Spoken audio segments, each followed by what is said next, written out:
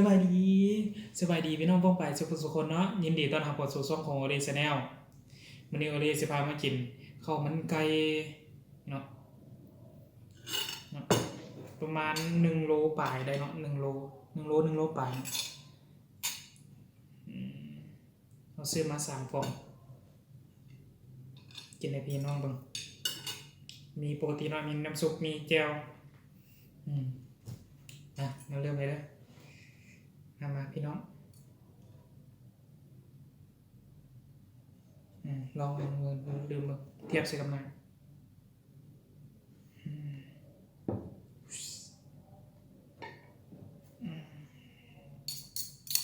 นะโบเล่ลาดแจ่วใส่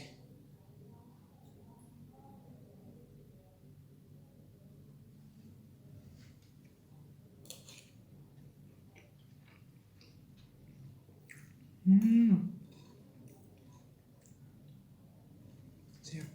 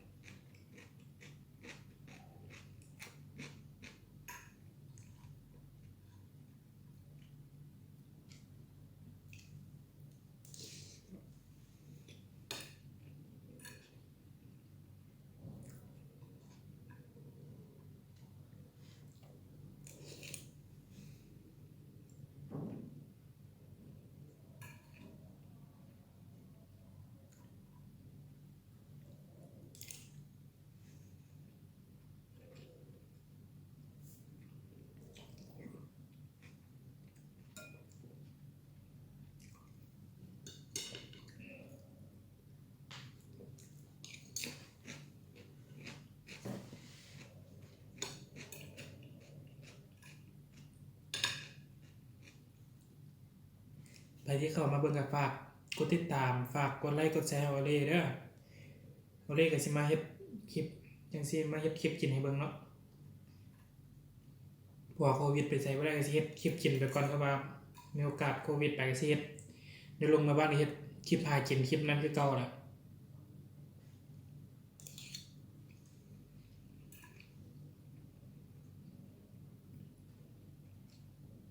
แต่ช่วงนี้โควิดไปใส่ก็บ่ได้เนาะช่วงไหนอยู่แต่ในห้อง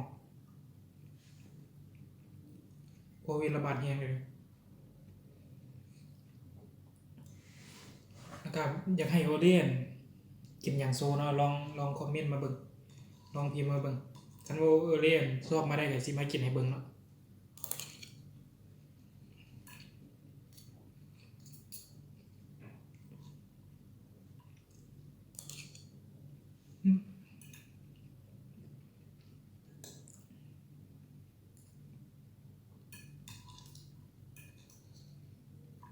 ข้าวมันไก่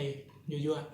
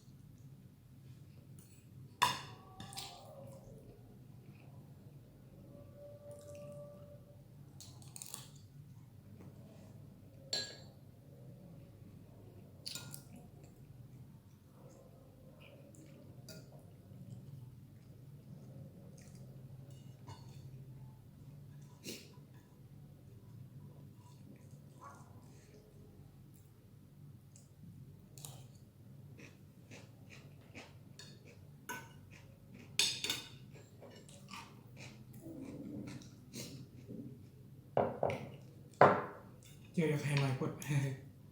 แก้วพดก่อน